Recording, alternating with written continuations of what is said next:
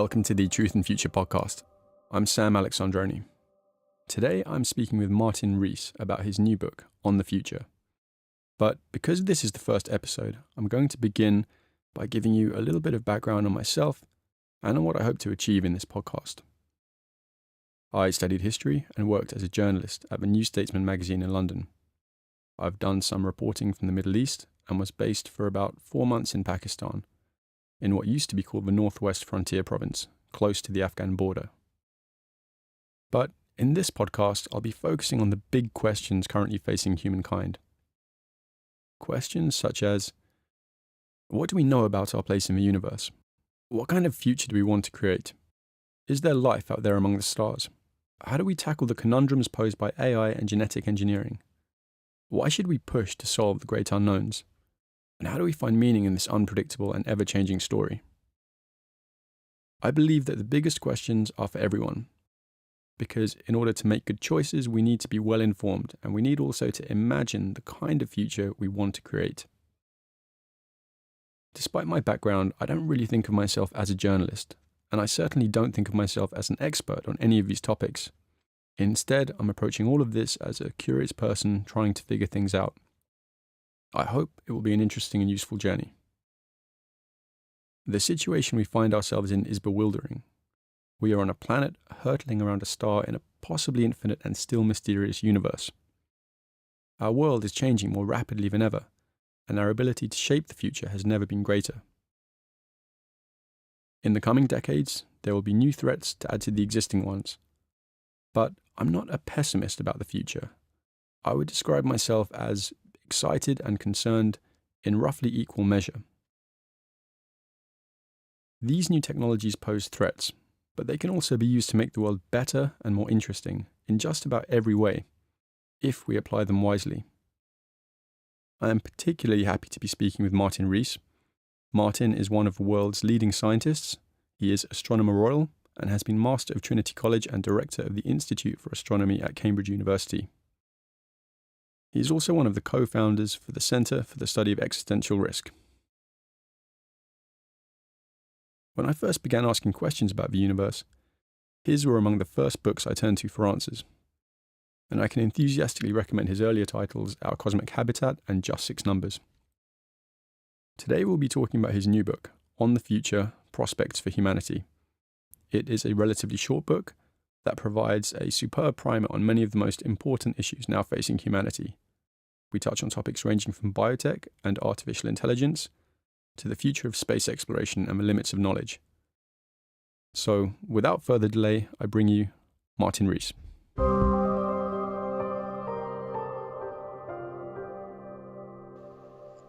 Martin, it's an honor to have you on the podcast.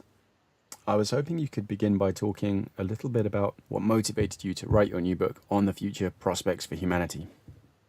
Yes, well, I've been a scientist most of my career, but in the last 10 or 15 years, my work has involved me in politics and policy to a greater extent, and that has deepened my concerns and deepened my wish, therefore, to try and give a perspective of what are the challenges that are going to confront us in the coming decades. I've been engaged with politics throughout my career. I was involved in arms control demonstrations when I was young, etc., and I've been concerned with the proper use of science ever since. And so I just thought it was timely to try and package these together in a short and I hope readable book. Now, some people might be skeptical about future forecasting. In fact, you note at the beginning of your book that scientists are often lousy forecasters, almost as bad as economists. But there are some things that everybody can agree on. Our technology is becoming more powerful, our world is becoming more interconnected, therefore our ability to impact our environment for good or ill is increasing. That is right. That's the main concern I have. It's true that we can't make detailed predictions. To give an example, present-day smartphones would have seemed magic just 25 years ago. So we can't predict technology in detail, but as you say, we can, I think, predict that it'll empower people more and make people more interconnected. But of course, there are two things we can predict fairly firmly a few decades ahead. One is that the world will get warmer, and the other is that the world population will go up. And those are two things which are going to be the backdrop to all the other concerns. Talking about climate change is particularly timely because the Intergovernmental Panel on Climate Change has just released its new report. And the message is clear. We are running out of time to act and avoid catastrophic levels of global warming. It seems perfectly feasible to make the transition to a clean energy economy, but what's lacking is the political will. Well, that's right. It's the urgency that's missing. Indeed, this new report just out does present a greater sense of urgency than before and presents a challenge which I think is going to be very hard to meet. So I'm rather skeptical about getting such a quick turnaround in the world's energy production.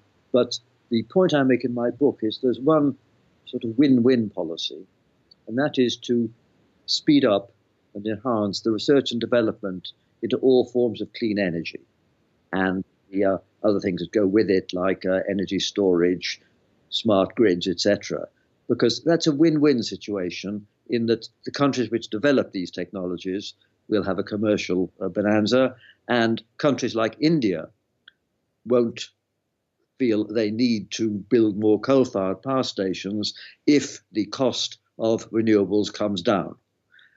The more research we do, the quicker the research will bring down the cost. And so I think that's a win-win situation. I think the idea of getting people to deny themselves benefits is going to be rather hard to enforce, because it's very hard for politicians to persuade people to undertake something which is troublesome to them for the benefit of people far away in the world decades in the future. That's a very hard sell. Whereas to go for clean energy, if it becomes cheaper and more efficient, that's a win-win situation. One thing that all of the challenges discussed in your book have in common is that they're global. They require long-term planning and international cooperation. One area of research currently attracting a lot of attention, generating a lot of unease, is artificial intelligence, or AI. Now, it seems fairly certain that in the near term, a lot of routine jobs, driving, accountancy, some kinds of medical diagnostics, are going to be automated. How do you think that society can best adapt to that change? Well, it's true that some jobs like that can be easily taken over by machines. Other jobs can't. In particular, caring for old people and for young people, being gardeners, and some jobs like being a plumber are very hard to automate. So I think what we need is to have some large-scale redistribution of wealth so that the companies which own the robots and AI, for which these changes would be a bonanza, are properly taxed, and the funds used to create huge numbers of jobs for instance, carers for young and old. In this country, it's deplorable how poor the care is for old people. There aren't enough such positions, and their status and their job security is very low. So I think we can make the country, and indeed most other countries, better to live in if we raise the status and hugely raise the number of jobs for carers for old people. And that is the kind of work which can't be adequately replaced by a machine. You want a real human being to be sympathetic to you when you're old. And so I think it's just a matter of whether we will have a sufficient redistribution to create those jobs. I mean, I think it will happen in Scandinavian countries where they're used to a welfare state and high taxation. It won't happen in the United States where they are allergic to that concept. Here in this country, we're somewhat betwixt and between, and I rather hope that we will shift towards a Scandinavian system. One possible solution to the coming job automation is universal basic income, or UBI. Now, I understand you're skeptical about this idea. Could you explain why? Yes, I think it is better if people have a job, because most people need not just a handout, but if they're healthy and capable, they get satisfaction in having a job. And I think the ideal would be to provide jobs and give these jobs more dignity and status than they now have. so that people will feel they're making a contribution to society. Now, the issue of job automation can't be entirely handled at the national level because if, say, an American company automates jobs that are currently outsourced to Bangladesh, that will create a crisis in a country that might not be able to afford handouts or additional job subsidies. That's a really serious problem, I think. And it reminds me of another issue which I address in my book, which is very serious, which is the way in which countries like those in the Middle East and in Africa can get out of the poverty trap. And of course, countries like the so-called Asian tigers, they manage to get a real jump start to their economy by undercutting the labor costs in the West and manufacturing. Now, the countries of Africa and the Middle East won't have that opportunity for the reason you mentioned, namely that the manufacturing can now be mechanized and can be done perfectly well in countries which are rich. So that's going to be a genuine problem. And I think if we are going to have a stable world, there's got to be some transfer of wealth from the wealthy countries to the others. I think otherwise we're going to have massive migration and massive embitterment, because the other change is that through the internet and the benign spread of mobile phones, everyone in disadvantaged parts of the world now knows what they're missing in a way they didn't in the past. And so I think it's crucially important that will have to be massive subsidies, as it were, from the wealthy countries to the poorer countries, because they don't have the opportunity which the Asian tigers had. Another area of research that has the potential to disrupt society, maybe even cause us to question what it means to be human, is biotech. One application of this that you touch on in the book is this renewed quest for eternal youth. Now, this used to be a project for alchemists, but there is now serious science being done on this, bankrolled in part by ultra-wealthy Silicon Valley entrepreneurs. What would it mean for society if there was a sudden and radical extension in human lifespans? Well, it would obviously be highly disruptive, and it would change the nature of families, etc. But I think the most important concern is that these benefits may not be available equally to everyone. I think if you look back to the results of medicine in the last century, they were benign because getting rid of infectious diseases and such like benefited everyone, particularly the poor and people in other parts of the world. Whereas if these new technologies are very expensive and benefit only an elite, then of course it's going to lead to an even more fundamental kind of inequality than simply having more money. If you can enhance your lifespan or indeed enhance yourself in other ways. So I think there are all kinds of ethical challenges which we're going to confront if these technologies really bear fruit. We don't know, but obviously everyone would like to live longer, provided they can live in a healthy state. And we don't want to put the brakes on the research, but I think we do have to be very careful about monitoring the implications of these new developments if they bear fruit. Yeah, if aging became optional, if it became something that the very wealthy just didn't do, that would introduce an entirely new and much more profound kind of inequality into the world. And if traits such as intelligence could be enhanced, which is uncertain currently because they are determined by an aggregate of many genes, nevertheless, if they can be enhanced, then we might in the not too distant future see the emergence of a kind of genetic elite and genetic underclass. Well, that's right. This is a rather nightmare, I think. And first of all, it's not clear to what extent it's going to be feasible. As you say, the desirable qualities aren't single gene ones, which can be dealt with by the techniques we understand.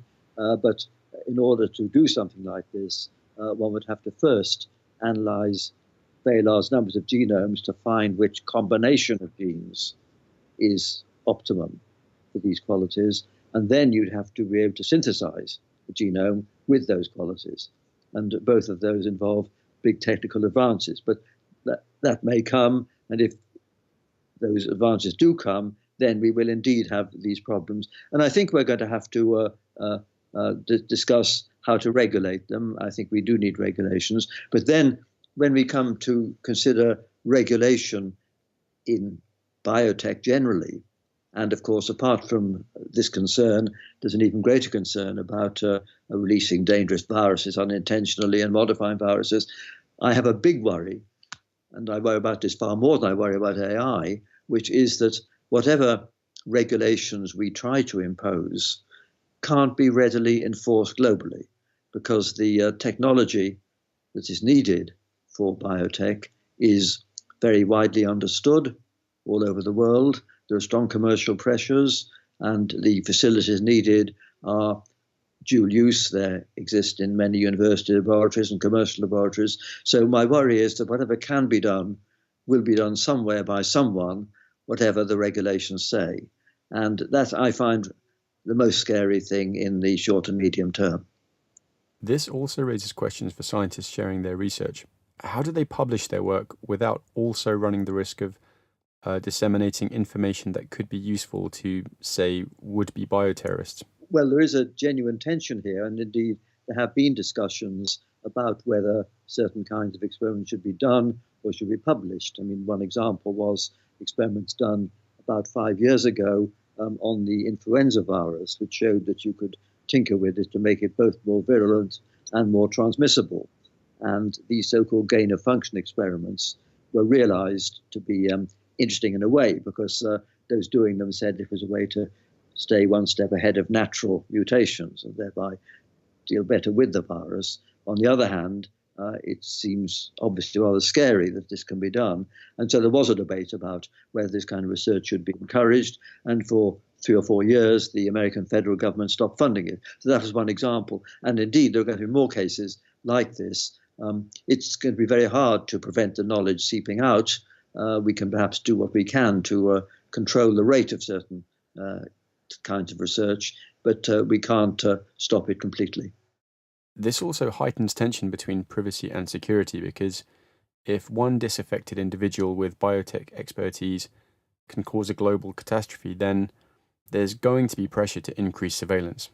I think it's inevitable, and the only consolation is that the intrusion into privacy, which will be involved in that, is something which the younger generation is less concerned about than my generation was. Because if you look at what people put on Facebook and similar things, that indicates that privacy is not so important, and most people are really happy to have their views and their actions online, as it were.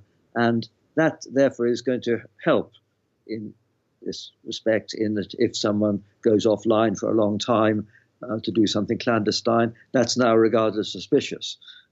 It doesn't need the government to spy on people, because their friends are spying on them too. And so I think, but I think more seriously, there is going to be a growing tension between privacy, liberty, and security, because of the fact that a few people can cause damage which cascades very widely, even globally. And this is something new. And this means that we have to be more concerned to avoid things like that happening. I mean, as I put it in my book, the global village will have its village idiots, and they will now have a global range. So one can't tolerate them benignly as one did in the past. I understand that you have a bet on with Steven Pinker, one that you fervently hope to lose. Could you explain the terms of that bet? Well, this was a very short-term bet that I thought within 2 or 3 years from now, as it would turn out, there would be some bio-error or bioterror event that would lead to 1 million casualties. I obviously fervently hope to lose this, but it's not crazy to imagine that something like this could happen, and especially if some pathogen were released in one of the shambolic cities of the developing world, where people live at high densities and where it would be hard to cope with it. So I fear this is a kind of threat that is not completely unrealistic, but let's just hope it isn't realized. Steven Pinker is a rational optimist. In his last 2 books, The Better Angels of Our Nature and Enlightenment Now, he produced a mass of data to support the existence of all kinds of very positive long-term trends, such as the reduction in practically all kinds of violence. Whereas thinkers such as yourself, Nick Bostrom, Max Tegmark have sought more to raise awareness of new threats, Max Tegmark and Nick Bostrom focusing in particular on artificial intelligence. Now, I sometimes hear this cast in terms of a optimist versus pessimist debate on the future of humanity, but it seems to me that it is a lot more nuanced than that, because we can be aware of the things that are going well, we can try and do more of the things that have worked in the past, while at the same time raising awareness of new dangers. Yes, well, I describe myself as a technical optimist, a scientific optimist, but a political pessimist, because, as you say, we already have the technology to provide a good life for everyone in the world, but at the moment that's not happening. But going back to what Steven Pinker says, he's of course quite right, and it's wonderful he's assembled all this data about life expectancy and health and education levels have risen over the last 50 or 100 years, and there's no gainsaying those benefits. But I have two concerns about the perspective he offers. One is that he doesn't take account of the new kind of risks, which I emphasize, which are the high consequence, low probability ones. And we can be complacent because these haven't happened yet. That's rather like if you're a financier, the stock market keeps on going up steadily for 10 years, and then it's a big crash, or everything is fine until some big asteroid comes along or something like that. So these kind of threats, these sort of long tail risks, as it were, are growing, and that this is a new reason for concern, which is getting more acute decade by decade. And I think this is a counter to the positivism, the positivity, which Pinker reflects. And connected with that, I would make another remark where I would feel Pinker's view is too rosy. He somehow feels that we are ethically advancing, and I'm rather dubious about that, because it is true to say that the life of the average person in the Middle Ages was fairly miserable, but there wasn't very much that could be done about it at that time. However, now, indeed, the average person's life is a lot better than the Middle Ages, but the gap between the way things are and the way things could be is much wider, because the 1,000 richest people on the planet could make a huge difference to the bottom billion in the world. And they're not doing this. And this is ethically deplorable. And so the gap between what should happen in an ethically benign world and what is happening is wider than it was. So I think I would question very strongly a view that collective ethics of our society are improved compared to the Middle Ages. Yeah, I had that thought when I was reading the section on the search for eternal youth. It seems pretty indulgent of these very wealthy individuals to be ploughing funds into research designed to extend their already very privileged lives when they could be helping to reduce inequality in the world. No, I agree with that. But of course, there's other kinds of wasteful expenditure by the rich apart from what they spend on medical advances. So I think generally the inequalities which we have within our societies, as we know, they've been growing. And I think we need to be more concerned about them, but also the inequality between different nations. I think it's going to be much harder to erase for reasons I've mentioned, and I think we will have a very unstable world indeed if we don't do something to level up those who are in the Middle East and sub-Saharan Africa in particular. Do you think that there's an opportunity in all this, that the pressure to solve these problems will force us to find new and better ways to cooperate, maybe even lead to the creation of new kinds of international organizations?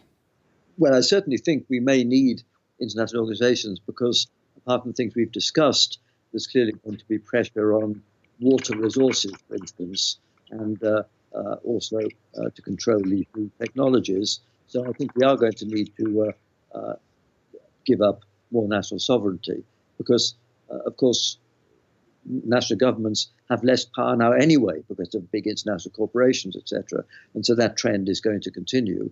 And I think that is going to lead to greater collaboration. And of course, we know also that through social media, people do have more personal contacts with other parts of the world. And this can be benign, but it can, on the other hand, lead to greater embitterment if those in the disadvantaged regions just feel that they're victims of injustice. To avoid sounding like a technophobe, I'd just like to point out that all of these technologies could make life much better than it is now. For example, artificial intelligence could eliminate lots of boring and dangerous jobs, giving people more time to pursue their interests and care for one another. I agree with that. And of course, the other kind of thing that AI can certainly do is to deal with complex networks like electricity grids, which in future may be almost global, because if we have renewable energy, we want to have transcontinental high voltage DC grids to smooth over fluctuation in different time zones and take solar energy from the south to the north, etc. So that will be very complicated, and that needs AI to cope with it, and traffic flows and things like that can be dealt with by AI. But I think we've got to bear in mind that it can't do everything, and there are many issues where we like to feel that we can be given a reason by some human being for what is being done to us. Now, turning to things further away, there is a vast, possibly infinite universe out there. What are your thoughts on the future of space exploration? Well, of course, I'm an astronomer, so it's my special professional interest, and I've been involved over my research career in lots of debates about how we understand what's happening in the rest of the universe, and we've had wonderful discoveries all the way from discovering more about the planets of our solar system, discovering all the other stars in our galaxy, or most of them anyway, have planets around them, many like the Earth, possible locations for life, and also that everything started in some big bang 13.8 billion years ago. So we have this vast perspective on the cosmos, and we also have a realization that there's no reason to think that we are the end of it, because it's taken 4 billion years or so for us to emerge here on Earth from the very first life, but the time lying ahead is also billions of years. So there's no reason to think that we are the culmination, and there can be lots of post-human evolution here on Earth and far beyond. So that is the vision I have. But if we think of what's going to happen this century, then I think we can regard space as being the arena where robots will have huge opportunities, because the space environment is very hostile for humans, obviously, and it's expensive to send humans, especially if you want to bring them back. And we can imagine that robots with AI capabilities will explore the planet of our solar system, and fabricators up in space will build big structures, big solar energy collectors, huge telescopes, etc., and that will certainly happen. As to the role of human beings, then the need for them is getting weaker as robots get better. But on the other hand, I can well imagine that there will be a pressure for humans to explore as a sort of adventure rather than to goals. And what I say in my book is that we should cheer these people on, but I think they should be probably funded privately by these companies like Elon Musk's SpaceX and Jeff Bezos's Blue Origin. These are companies bankrolled initially by billionaires, and the advantage they have is they can take higher risks than NASA or the European Space Agency can impose on civilians. To take an example, the Space Shuttle was launched 135 times. There were 2 serious crashes. That's less than a 2% failure rate, but each of those crashes was a big trauma in the United States, because everyone thought it was space and this space was routine, and they were spending the lives of civilians who are publicly funded. And so that was a concern. But I think if you imagine people who are privately funded, then they'd be the kind of people who are happy with a 2% risk. There are lots of adventurers who take a much bigger risk than that. So my feeling is that there should be no public funding of manned space flight. It should be left to these private companies who can do cut price, high risk projects. And in my view, the first people who go to Mars will be adventurers like that, like the the Brit Sir Ranulph Fiennes, who dragged a sledge across the Antarctic in winter. He'd be happy with a few percent, a one-way ticket to Mars. And so people like that will perhaps go to Mars, but I think they're the ones who will. I think the idea of mass emigration to Mars is, I think, unrealistic, because it's far less comfortable at the South Pole or the top of Everest. And I think it's a dangerous delusion to think that we can escape the Earth's problems by going to Mars, because dealing with climate change on Earth, though difficult, is a doddle compared to terraforming Mars.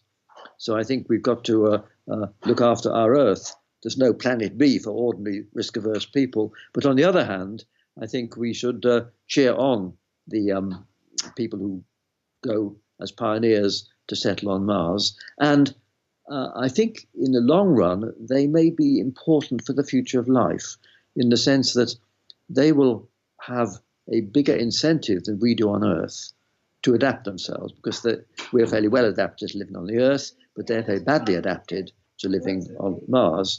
And so they'll have every reason to use these techniques of genetic modification, cyborg, etc. And so if some sort of new species emerges, it'll emerge from those pioneers rather than from us on Earth. And of course, if it turns out that they in effect become electronic entities, because as you know, there's a lot of debate about whether eventually electronic entities will take over, then the electronic entities won't need an atmosphere at all. They may prefer zero gravity, and so they will go off into the blue yonder. And if they're near immortal, then of course they can make interstellar voyages. So if you think of the far future, then that may be a future which is spearheaded by electronic entities, which are, in a sense, our remote descendants, but are facilitated by these crazy thrill-seeking adventurers who choose to go and live on Mars. How we should feel about these electronic descendants depends really on whether or not they're conscious, whether they have some kind of inner life that allows them to appreciate the wonders of the universe in some way. Well, indeed, that is true, because this is a big philosophical question, the extent to which any kind of complex intelligence will have consciousness. We just don't know. They could be just zombies or not, but it does affect the way we envisage this far future. And I think we don't know whether consciousness is something which is intimately linked to the kind of hardware we have in our skulls and to the sense organs we have, or whether it's something which is an emergent property which any kind of intelligence would have. And we just don't know. But some people say that that's irrelevant, like asking, does a submarine swim? Whereas others would say that it is crucially important in affecting how we envision this long-term future. Will it be sort of creatures with a deeper perception of nature than us and self-awareness, or will it be zombies? And I think this is an important problem. So these are problems which philosophers have debated for centuries almost, about the nature of other minds and can you clone yourself, etc. But these are now going to be practical ethics, which are going to be required part of the debate if it becomes possible to create something which seems to have generalized human level intelligence. Now, humans are just one tiny twig on the tree of life. The Earth is just one among hundreds of billions of planets in the Milky Way galaxy, which is itself just one galaxy among 100 billion in the observable universe.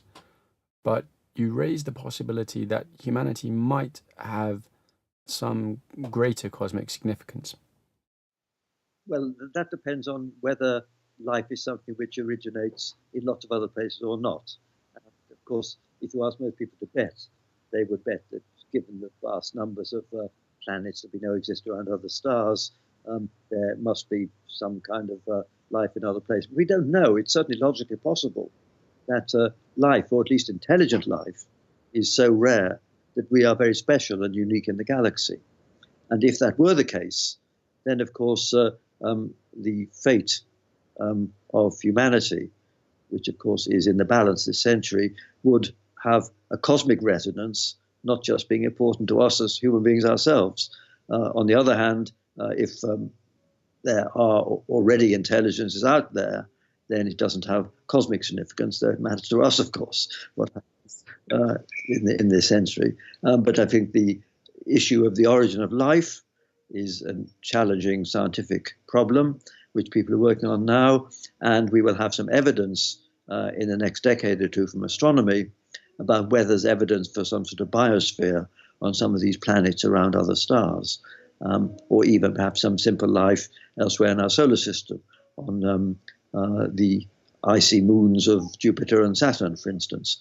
We just don't know, but this is a topic which is an exciting thing for scientists, but it does have these deep implications about how much human life and how much the life on Earth matters in the cosmic perspective. I'd like to talk about the limits of knowledge. Homo sapiens evolved around 200,000 years ago for life on the African savanna, and it's amazing in many ways that we have managed to figure out as much as we have about our place in the universe. But do you think we're going to hit a wall at some point, that there are aspects of physical reality that we are just not equipped to understand? Well, that's an important question, and I think the answer is unclear. It's certainly quite possible that there are deep aspects of reality which we can't understand, just as a monkey can't understand quantum theory, even Newtonian mechanics. So it could be that's the case. We just don't know. Some people would say that everything is computable. It is in a sense, but that's not the same as us being able to comprehend it. There's a difference between computation and comprehension. So I think it's quite on the cards that we will be able in the future to do computations, but we won't understand the outcome. I mean, to give an example from my field, there's a theory called string theory, which is thought perhaps to be the bedrock theory to understand physics of gravity and particles and all that. And it's very complicated mathematics, and it could turn out that that theory is correct. But it's too hard for human brains, unaided, to actually work through its consequences. But maybe some machine will be able to work through its consequences and tell us whether it's right or not. So I think a symbiosis of computers and humans may be able to reveal insights that humans alone can't. But of course, it could be that there are more fundamental mysteries which our sense organs aren't aware of, and which are nonetheless important for physical reality. There's no reason to think that we are the culmination of evolution, as I said, and therefore no reason to think that we can understand everything or experience everything. It strikes me that we already know about lots of processes that we are unable to experience directly. Some things that are actually very dynamic seem static to us because we don't live long enough to see them change. I suppose that as we find out more about physical reality, the gap between what we know and what we experience will continue to grow. I think that's true. And I think if you think of cosmology, we may learn that our universe is even vaster than we think. A lot of stuff beyond our horizon we don't know. So it's certainly true that the gap between what we can experience, and certainly what we can understand, and what is the ultimate total reality may indeed get wider. What is it that excites you most about the future? Well, I think it's clear that technology does offer the possibility of providing a better world for everyone, all 9 billion of us by mid-century.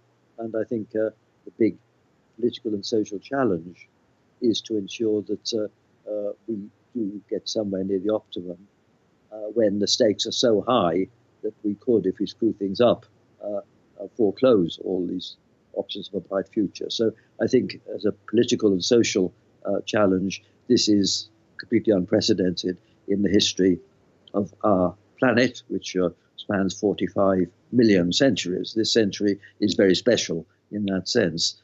So I think this is a time of rapid change, obviously, and I think the more we can understand this and what the prospects are, the better, and the gap between what we could do and what happens has to be narrowed. And here again, this depends on governance and politics, I think governance is going to become a bigger challenge now because of the bigger risks, bigger opportunities, and also because more people want to engage in the political discussion, and also more of the issues which need to be addressed are issues which require at least some feel for science and technology.